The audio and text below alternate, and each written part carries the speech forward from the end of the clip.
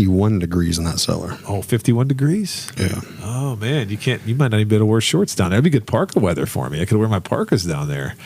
You could go to work there and wear a parka for the rest of the year and never wear the same one.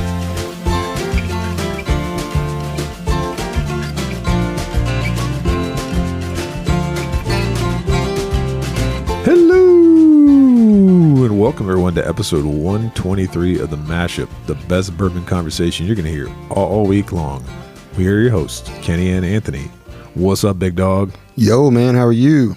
I'm doing well. I'm just another night, some more good pours, hopefully, in front of us. Same old, same old. Yeah, I'm doing good now that my pacemaker's back in rhythm, man. I'm excited. God.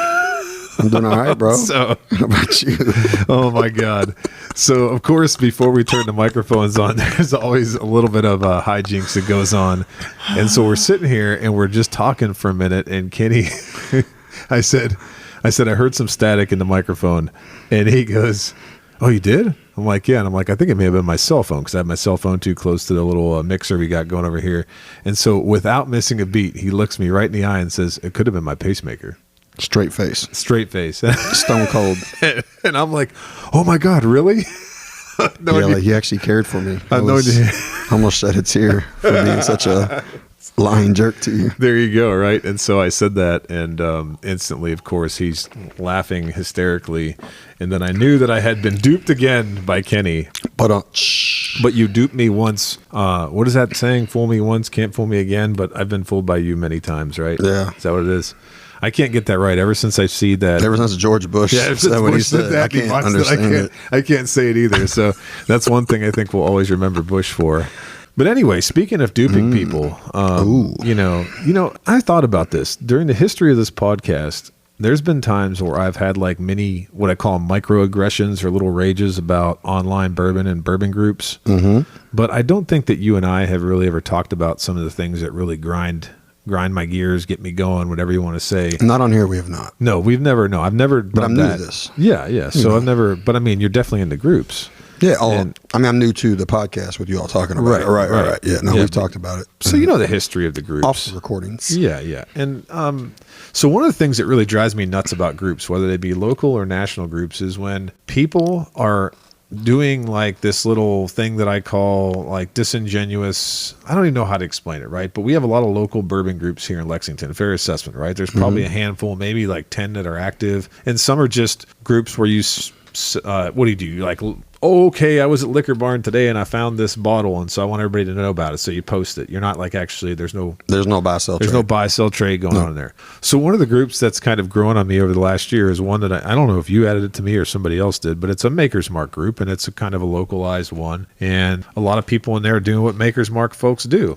And that's usually talk about the most prized collector bottle in their collection, things of that nature. But recently, as in a couple weeks ago, I was on there and I was noticing somebody was posting an in search of for a collector bottle, a specific collector bottle, a denim. You know which denim I'm talking about there? They have like the Makers with the denim colored like label. Blue jean looking. Yeah. So this for those of you guys who don't know, the Maker's denim bottle has a lot of play here in Lexington because it was a commemorative bottle that came out for the 1996 Wildcats championship. And the uniforms, I think those were Converse at the time. I don't know if they were Nike or whatever, but those denim uniforms were synonymous with that 96 championship team. So Maker's Mark did this to commemorate the 96 champs. And the bottle itself was produced in mass pretty hard. I think it was like maybe, I don't know, 10 or 15,000, maybe more of those bottles that were produced. I think it was a pretty big batch they made just to... Yeah, right. Because it wasn't really about the juice, being anything right. Nothing special just in the their bottle. Standard, but just the standard Maker's Collector's bottle where they're putting the same stuff in there, but you get a chance to whatever. So this guy's posting in search of for, I don't know, what was it, $100 or something like that? I can't remember what it was. It was something like that. Was he just trying to fill he wanted to get the whole vertical of them or something? Or he's just one? No, it was weird. So he was like posting in search of, and he said can take multiples of these. Oh, multiples. Yeah, that's not a good sign. Yeah. So I was like initially like, okay, maybe something's going on here with this denim bottle because everybody so for those of you guys who don't live in Lexington, if you can imagine, we have some folks here that are not bourbon drinkers, but they're strictly Maker's collectors. And Yes. so, yeah. I have several customers of mine that Really? they'll show me their collection. Yep. Like, I don't drink though. Yeah. And so they must got but like 100 they makers want bottles. every makers, right? Yeah. Makers upon makers upon makers. So makers are like almost like a Hallmark ornaments collection or something like that, where you have a whole bunch around. So I don't know what this guy's thing was. Well, I'm not big and not really part of a lot of national groups. Like, I'm on them, but these are the national enthusiast groups. So I'm scrolling through one of those, and I see the same guy who's just asking for these for $100, posting them for $250. Oh, for sale. Yeah. Oh. Yeah. So $250 for sale. And I'm like, Wow. Are you kidding me? So I like look, and this is literally almost at the same time. It's like 20 minutes difference between when this guy's asking for these bottles in a group and what he's got going on Natty Pages. So I have mentioned in the past how much that drives me insane, right? So I would say this. It's your bottle. You do what you want with your bottle. If somebody wanted to sell it for $100, but I just feel like when people are doing that, they're playing that game of like, let me see what I could do in the local market, and then, go natty for max profit kind of thing, and doing it right in front of your face. Like, at least be crafty about it, right? That's not cool. Like, And that would definitely keep you out of any good bourbon groups. Yeah. So like if you have legit where you get cost plus groups, you got really good fellowship groups hanging out. Right. He's not going to get any of those. I've been a part of some of those groups on a smaller local level where you do a little bit of stuff where you give people breaks and things like that, but nothing on like a national level. So that's just something that I hadn't really, we talked about in a recent episode, the group slowing down a little bit, not being as like active and things like that. So it just really kind of grind my gears, man. Yeah, got me going, man. There's not many things that get me does. going, but that just drives me nuts, because the other thing is those that know me know that I'm like pretty much, I don't want to say I'm miserly when it comes to my bourbon, but most of what I get, I keep, and almost to a fault, right? So it could be like my cousin calling me up going, hey man, you got this bottle? I'm like, I got it, but it's mine. I'm keeping it. Not letting go. Yeah, I'm not letting go of that one. And so stop doing stupid stuff in the groups. Yeah, that's not cool. Yeah. It's not cool at all. Yeah. You got any fun stories that would brighten the mood from the groups instead of my negativity that I got over here? I try not to be negative. I really try. Well, I mean, it's towards the end of the month. We've had a good little bourbon month. That's true. We, you and I can't really talk a lot about it, but we just had a good little weekend of bourbon not too long ago. Last week. Skull and Bones. Cannot really talk about it much, but it's some very good times and hanging out with some good people and getting some very, let's just say, private bourbon. It was tasted very good. Just so you guys know, Kenny actually blindfolded me and threw me in the back of a pickup truck and drove me out to somewhere that I had no idea we were going. And then I was like, to a hidden barn. No, I'm teasing. barn. No, I definitely did not do that. Ugh. Was anybody collecting yeast on the trees? Oh, goodness gracious. I would not do that. If we would have pulled up and somebody had a bucket and they were collecting yeast on the trees, I would have said, get out of here. I would have left right away. So, but no, thank you for letting me be part of that, man. I really appreciated it. That was good to meet all those folks. And I mean, a lot of people probably, which as I say, some of our listeners probably went to Bourbon and Beyond or did the the Bardstown Bourbon Festival thing. We didn't do that, but we did other fun stuff. Have you ever done that stuff? I have not, man. You know what's funny? I never have either. And I'm trying to think what the most touristy bourbon thing I've done, other than like bebop around Bardstown and go to the distilleries and stuff like that. I don't know that I've ever really taken part in that stuff. And it's not that I don't want to. I don't know. That's just a big commitment, right? Wasn't the Bourbon Fest this year? Wasn't it like a 4-day commitment? Didn't you have to like buy a 4-day pass to go to that? Yeah. I'm pretty sure you had to buy the whole pass, whether you went however many days you went. Yeah. I think you did. I know they probably did that because they wanted to control like how much vendors needed to bring and stuff like that, so they could predict a little bit better. But that was a little bit too much of a commitment for me, man. I got the small kids and everything. I'm like, there ain't no way I'm going to be able to like just, hey, honey, I'm going to take 4 days to go just do whatever I want. Yeah. Bardstown ain't going to work. I mean, I work retail, so that keeps me from a lot of that. You have young kids, that keeps you from a lot of that. Yeah. So it is what it is. I am quite busy too at the local university at times, but sometimes I can move things around. Yeah. But you're an important person, so they actually need you there. Some people think that. Some people, yeah. None of them are present tonight. No, just kidding. So, Anthony? Yes, sir. Do we have any shout-outs, man? Actually, we did have a shout-out. So this one actually comes to us from Brant, DC, and the title of this 5-star review was Great Information. So he wrote, listen to other podcasts where they only review whiskeys you'll never find. I enjoy knowing the story behind the whiskeys I have. just enough and not too much. The two also make a great pair. Oh, so he said the two, so he hasn't caught up to when there's been three. Oh, how about that? He said, I'm jumping around episodes. The titles make it easy to find the episodes on whiskeys you want to hear about. Well, Brant, we appreciate that 5-star review. And if you would like a shout out, just give us a review on Apple Podcasts or leave us a comment on Facebook or Instagram or somewhere where that we can find it. And we will give you the spot and give you a shout out because we appreciate hearing from our listeners. Yeah, so I do have one question about that, though. Okay. Who's the just enough and who's not too much? I think he was saying... yeah. I think he was saying just the stories behind the whiskey, sir. But no, that's funny because I joke about myself and how I oftentimes give these incomplete stammering histories. Oh, dude, I'm the same way. I don't know. I mean, I know enough to act like I know what I'm talking about, but I really don't know that much. Yeah, well, that's part of the fun, right? For Google. Right.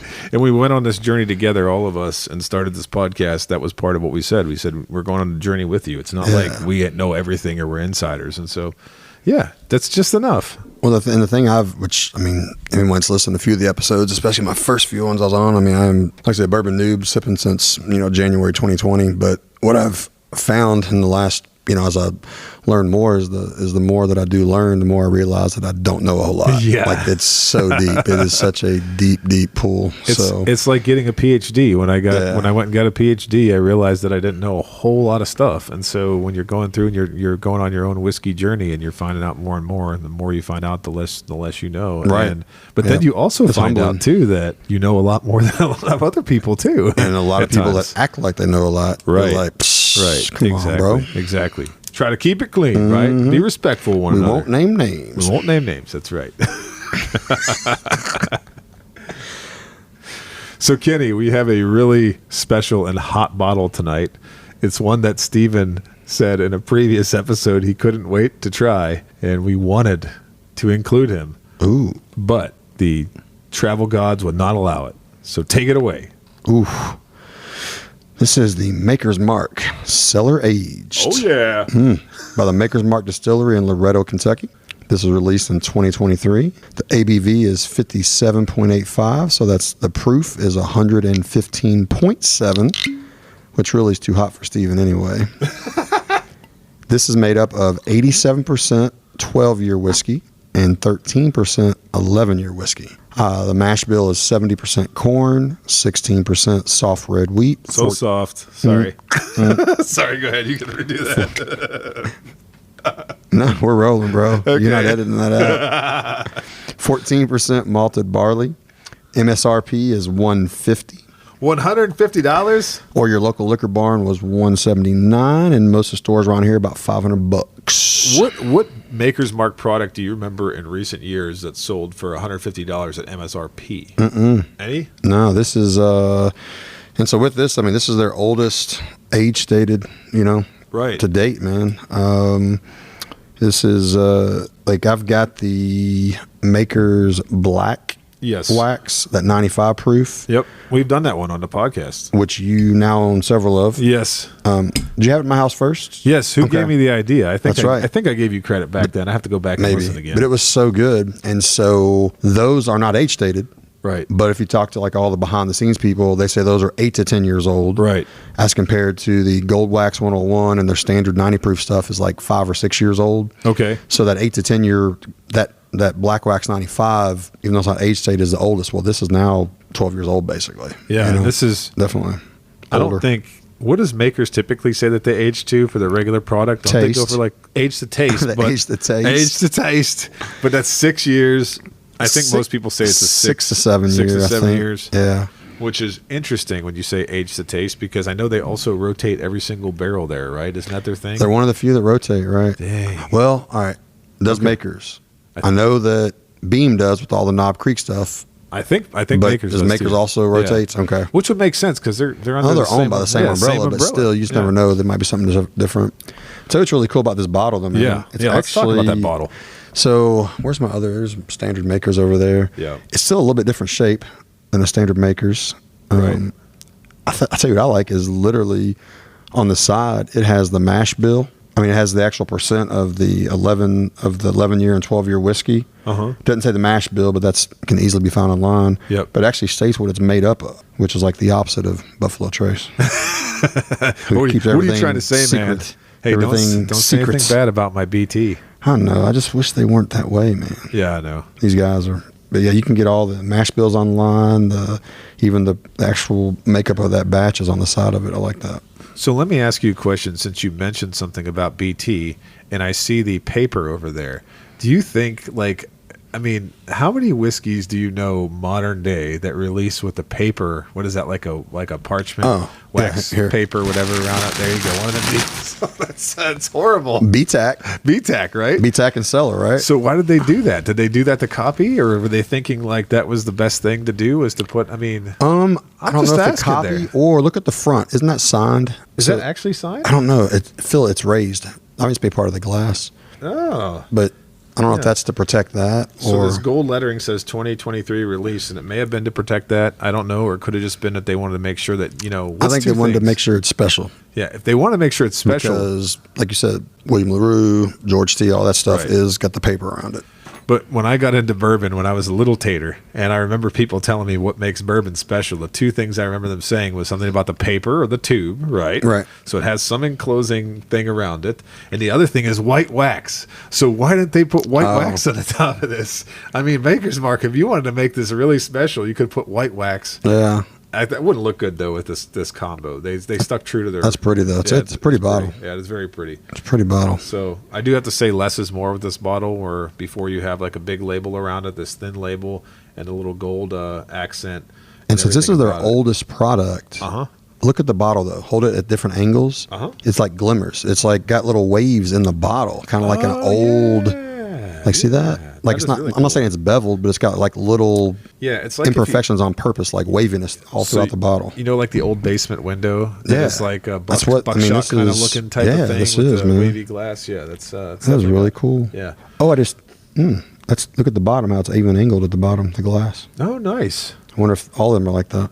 Maybe not. Maybe you have an air bottle. Shoot, we shouldn't have opened it. You could have not opened it, and then it could have. We could have gone natty with it.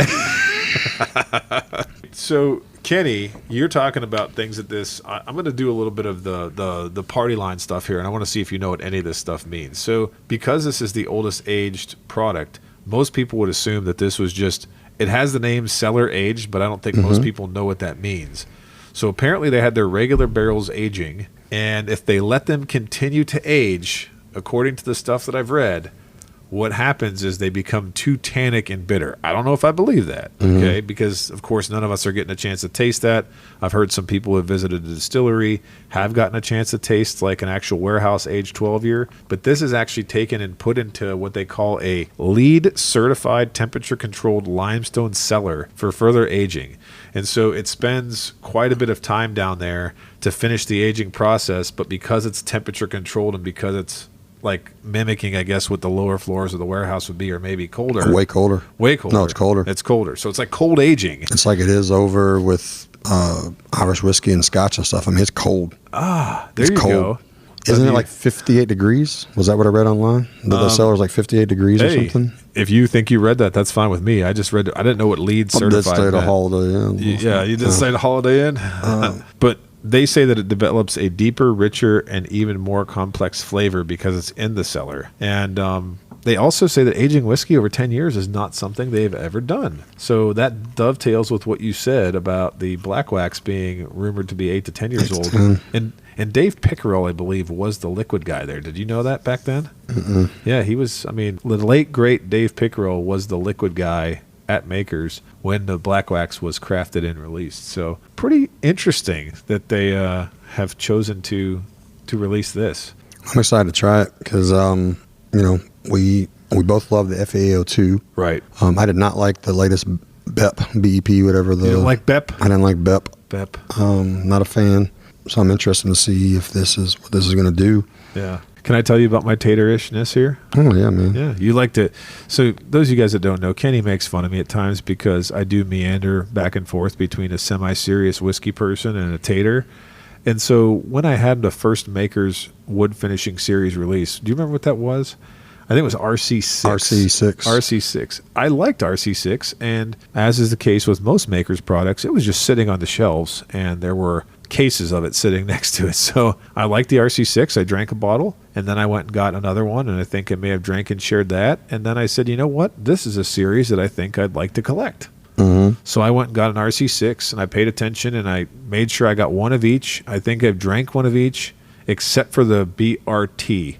I will say fully that I think we tried BRT at your house one night, and we weren't really fans of it. No. So instead of buying two, I went and got one BRT1, one BRT2. Oh, yes. No, yes. That was weren't those supposed to be higher and lower aging in the warehouse? Or I did not like those either. You don't like them? Nope. But here's where I get tatery. So I went and I got all the wood finishing series. I made sure I sacked them away. So I do have in my collection a complete wood finishing series vertical. And when they announced they were doing away with it, I was like, hooray, I don't have to buy anymore. Wow. So do you know that their BEP is supposed to be the last one that they're doing? Yeah. Well, good. Because other than FAO2, and I think the RC6, I didn't like any of them. You don't like any of them? Okay. I like them for the different things that they had going on. And, of course, when you're running a single barrel program that allows you to do the stave combinations, which we've talked about before because we reviewed a private select, I think, from Jackson's. I don't know how much traction you can get, especially when you're not explaining what anything means. I'm glad that makers didn't call this the Cellar Aged FAEOQ 5679. They could have done that. But they didn't. Yeah. And it's 51 degrees in that cellar. Oh, 51 degrees? Yeah. Oh, man. You might not even be able to wear shorts down there. That'd be good parka weather for me. I could wear my parkas down there. You could go to work there and wear a parka for the rest of the year and never wear the same one. That's right. Makers, I'm coming to apply for a job so I can wear my parkas year round. One thing, what you said, that they said they don't want to age for longer in their normal rick house because it picks up too much tannin and all that. Yeah. But man, I think we need to taste it. Like I think they need to let the consumer decide that. I think so too. Because this is back to your Buffalo Trace. Look at Elmer T. Lee. Yeah. Smooth vanilla. It's so smooth. Look at Julian taking Pappy and just mixing it with soda and putting it on ice. Yeah. A lot of these older guys, old-timey, even though they are the ones behind all this, they don't like just grippy, powerful bourbon like how we do. Right. So, and not just saying we, but I mean, a lot of my friends are all like that. I go in phases, I think, more than the average person. I don't like hot to be hot. Yeah. Don't get me wrong. I do not. I mean, so what's good to me is 130 proof that drinks like 110 or something. I don't like just hot to be hot. But man, I bet it's got to be great, man. Well, let's stop talking about it. Let's get the nose in it here a little bit. But this was in the cellar. I'm saying I bet the stuff that's just, if they just let it go at their normal rick temperatures, I bet it would still be great. Yeah. Sorry, I didn't mean to cut you off. I was getting ready to taste it. I think it would be good too. Like I think. Have you nosed this yet? I haven't. I'm doing it now. You didn't say that, and I haven't nosed mine yet. Well, nose it. All right. I got to pop it a little bit, make sure I coat the glass nicely. Oh, wow. That's nice. I don't know if it's as nice as some of the reactions I've seen to this whiskey, because I have watched and so that's the thing. A lot of things. So you know how to give somebody a compliment before you're introducing somebody to somebody else, and you talk them all up. Yeah. Like, oh, you set me up for failure. Well, watching one particular guy's review on this is possibly setting us up for failure for a lot of people if they take that guy super serious. Well, I don't know. We'll see. I mean, and that could. I'm just saying possible. That could be anybody out there. But on the nose, man, it smells like dusky-esque. Dusty or dusky? Dusty. Dusty? Yeah. Did you say dusky? I did say dusky. Hey, it could be dusky. I like that. It does smell a little bit dusty. Dusty-esque, man. Yeah, it's got like that classic, I jokingly always call it like the shag carpet, dusty kind of smell that you get when you go into a basement with the wood paneling and stuff like that. It's not quite full on like that because it still carries a lot of what I would call like the solid weeder characteristics of that's wild that it's got that, because I mean it's not like it's a 12-year-old bourbon from the 1980s.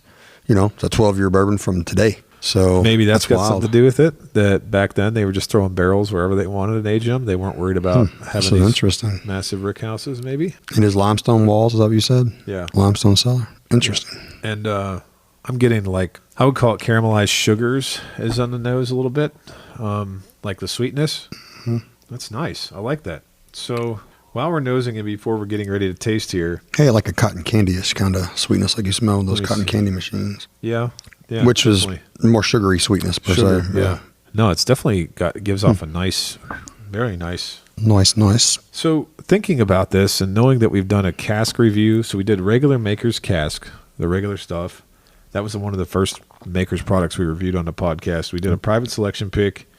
And I jokingly said we did our first ever Dusty Expression when we did the Maker's Black. And perhaps not surprisingly, since when I tasted the Maker's Black the first time I was hanging out with you, I was like, holy good God. I couldn't believe it was Maker's. I was like, it is liquid candy. Yeah, I was like, how is this Maker's Mark? It hit like every single nice pleasure note you could. I'd have to go back and re-listen to that episode to pick out all the descriptors because I haven't had it probably since that episode that we recorded because I like to sack that away and save it, not just have that pour any night. And that Maker's Black is special. That was so good. And so if this can hang with that, I'm wondering. That's what I'm saying. Can this hang with that? Oh, I don't know. Because if it can hang with that, then I think we're looking at something that, I'm trying to remember. I said in a podcast that you could pay anywhere from, $250 to $300 if you're getting a good deal on a Maker's Black, but usually it can cost you $350 to $400. Maker's Black are usually $450. Speaking of that, man, our boy MH. What happened? Michael Harris. No, him and his wife were at some consignment thing. Really? Like, flea market-y kind of consignment thing. He looked over and they had a Maker's Black wax there. Oh my God. And I need to double check with him, but it was something silly. Like they paid $70 or $80. Oh man. Because it gets like a lot of, or maybe $100. I don't know what it was. Maybe $100. Yeah. But Maker's Black at that time was going for $450 to $500. Oh my gosh. And, people that have the consignment place have they like we talked about earlier, there's Maker's Denim and Maker's for Keeneland and Maker's blah, blah, blah, blah, blah. And they're all $50 to $70 bottles. Yep. So I think you got that for like $70 to $100 for that Maker's Black wax, man. Holy cow, that's crazy. And I was actually thinking about that. Like I know a lot of times when I've come across them, I'll meet up like the one time I bought a Maker's Black wax, I think I paid around $300 for it. And I met up with the guy. And I said, what's the deal, man? Why are you selling it? And he's like, well, I don't really drink much. And I was like, what? He's like, I like beer. And I'm like, okay. I'm like, what's this guy doing with this nice premium bourbon? And he just said, I worked for Toyota for years, which, as you don't know, is a big Toyota plant up here north of Lexington. And a lot of the people that worked and got to go over to Japan or have that exchange there with a lot of executives that come over, the Maker's Black was a pretty common bottle at some point in time. They're bringing them back. It was mainly all export, yeah. Bringing them back from Japan. Yeah. And a lot of those guys brought them back, set them on a shelf, never drank them. And now they're like, yeah, I'd rather have the $300 to buy more beer and you can have this whiskey. And I'm like, thank you. And it's just, or it's 95 proof instead of 90. Yeah. And that 8 to 10 years old, it's just, it's a different animal than the regular Makers. Absolutely. So let's see how this compares to that, you think? All right. Because we both love Maker's Black. That's right. Let's roll. Okay. Wow. So the first thing I'm going to say about this, without even talking about the front end palate, because there's a lot of complexity going on there, is the back end finishes like a rye almost, like a minty spiciness. Is that what I'm picking up? Is that crazy? No, mint is correct. Wow. What? That is very minty. That's really kind of strange. I don't know that I ever picked up minty notes in a. I get some minty on some ryes, but I also get minty on some dusty bourbons. Like I've had several beams that were, like the old school beams that were minty. So you've drank more dusty than I have. Yeah, I've had a lot of dusties that'll have some mintiness to them. Boy, that's interesting. Man, I think his proof point's on point, man. Because I don't get like a big ethanol pop or hit. No, but my tongue and my mouth, it's like it's not physically swelling, but it feels like it's just filling and swelling, just the flavors just growing inside your mouth. That's actually a great way to describe it. It's like sometimes we describe when you have something that's tannic, usually when you sip it, it kind of brings everything into the middle of your mouth, right? It kind of makes you pucker almost and draws you up. This is just literally like from the center a flavor going ride outward. All the way. Top, bottom, left, right, just filling. Dripping the jawline, nice creaminess. It's got some nice smooth woody characteristics. I think are really deep. So I always talk about berry notes and caramel as part of the weeder experience. But like when you say caramel, okay, anybody could say caramel with bourbon. We're talking like a deep, burnt, nice, rich caramel. Like that's probably those sugars that we were smelling. Yeah. Man. So yeah, as we're tasting through this, like I'm getting just a lot of like when I told you that I thought it was a really nice, rich, oak and evenly layered. I think that's where I'm at. Like it's got the nice berry notes. It's got some fruit. that mint backbone is really like The mint interesting, part is throwing me, but it's also a very deep caramel. right. I had a guy in California Okay. that he and I had like traded bottles back and forth Yeah. that makes his own caramel, Oh, really? and he sent me some, and it was like, I'm not going to say a burnt sugar caramel, but it was to the point of almost being burnt sugar caramel. Yeah. Very rich and deep. Yeah. It was really good, but it wasn't like your little light, just straight sweet sugar. It was that deep. Yeah. This has that deep. Yeah. It's deep to it. 100%. Like, I think everything in this is like amplified and amplified in a good way, right? So if you want rich flavors that are going to hit, like you said, like so spreading out on the palate is just insane. It's just insane. It's got me wondering now. I forgot who that guy was. I need to find that. I want more caramels. Find it, get some more caramel. Maybe you can pair it with this, right?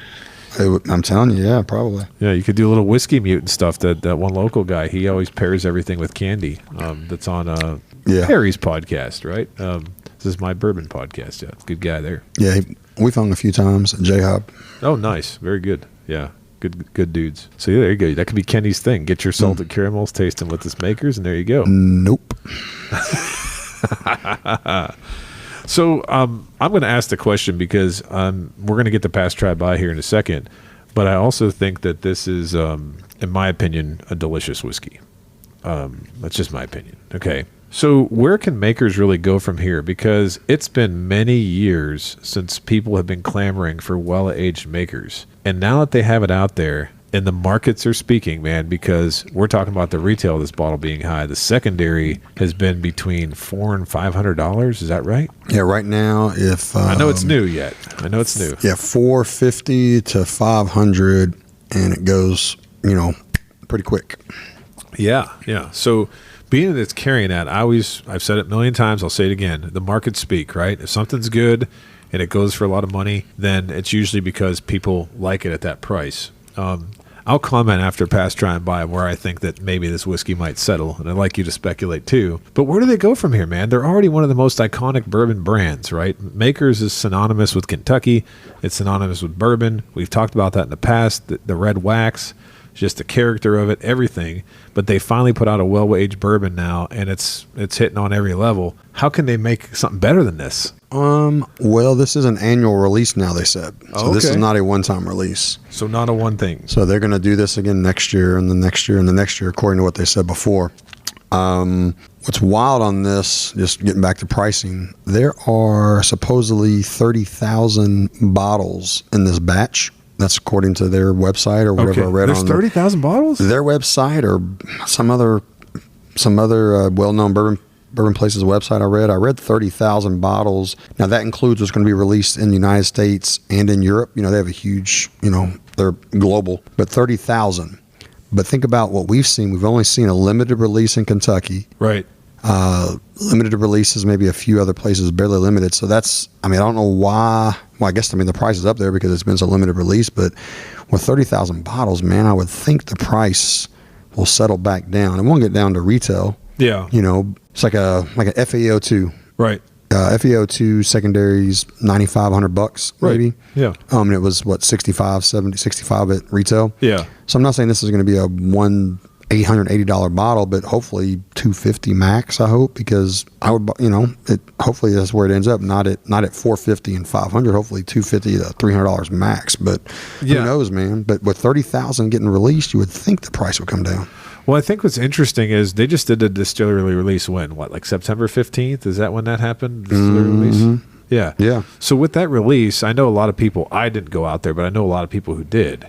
And so if you have a lot of people that have gone out there and you know that there's going to be more bottles because you don't know how many they held back at the distillery, then I think that in and of itself should help sort of stabilize and bring the price of this down a little bit. Don't you think? Yeah. I don't know how many was released then. Yeah, I don't either, but it certainly is interesting, man. So I think we should just cut to it right now. I want you to go first on this one. Kenny, would you pass, try, or buy on the Maker's Mark Cellar Aged 2023 bourbon release?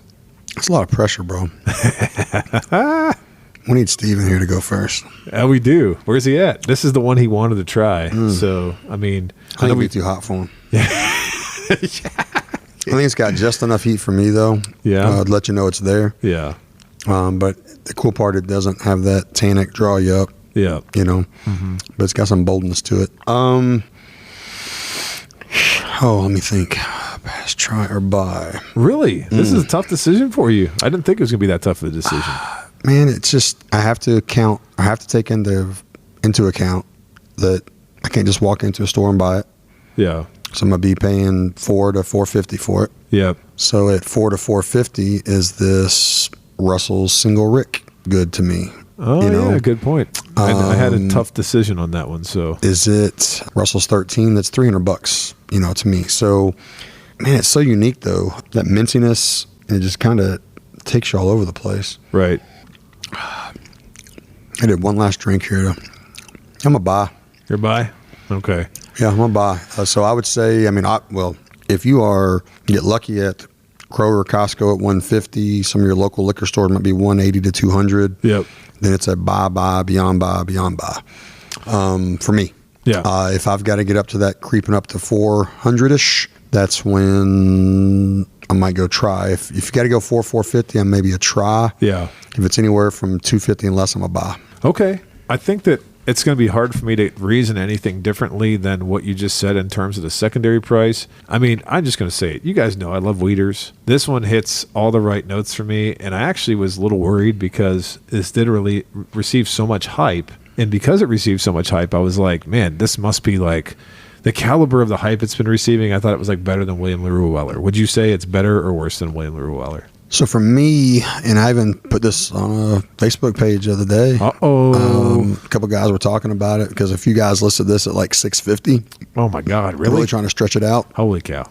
And, one of the guys chimed in like, oh, this is an annual release, it's blah, blah, blah. And this other guy's like, well, William LaRue Weller is an annual release. Right. And it's $99, $150 retail. 99, yeah, I think. And it goes for, $1,800. That's true. And so personally myself, I would rather drink this than William LaRue Weller. Okay.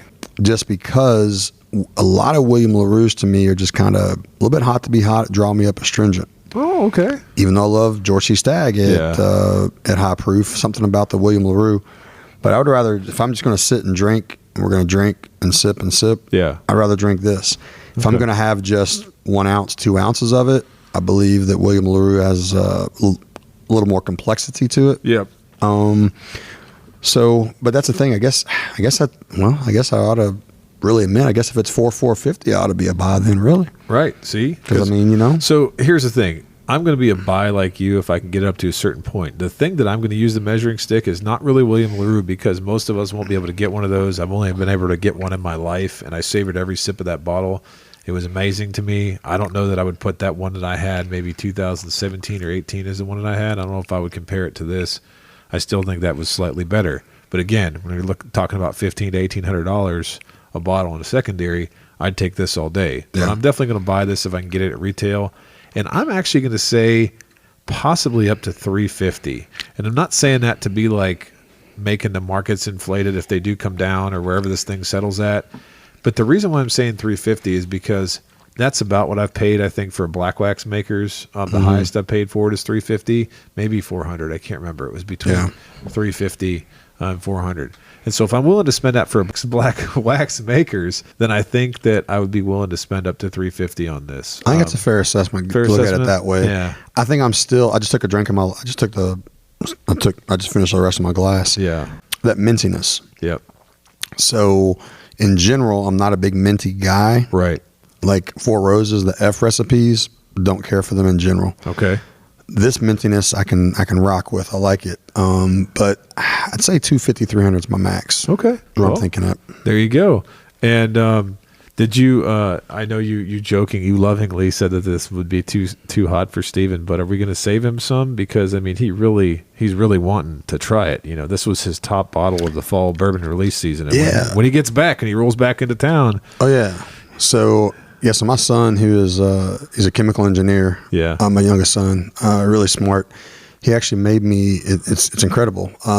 He made a whole entire Excel spreadsheet that allows you to proof bourbon up and down. Really? Because when you're proofing bourbon, it's not just about the grams. You also have to take into the fact of the viscosity and the proof that it is. So you actually put It's in one big family affair over here it's at crazy, the Mills man. household. So you actually put in what proof you're starting with, Right. what proof you want to finish with, and it tells you, you're starting with X amount of grams of bourbon, you add X amount of grams of water. So I'm going to proof this down to 90 for Steven. So he's going to get this at 90 proof and see how he likes it. You're wrong. I love it. Oh man, but we're just playing over here. We will definitely save Steven some of this at the legit cellar aged proof of 115.7. And with that, thanks for listening. Please like and follow us on Instagram and Facebook at The Mashup KY. Also, let us know your thoughts on this bottle in the comments section. Don't forget to visit our partner, bourbonoutfitter.com. Enter code The Mashup at checkout for a special discount. Until next time, keep it peeping.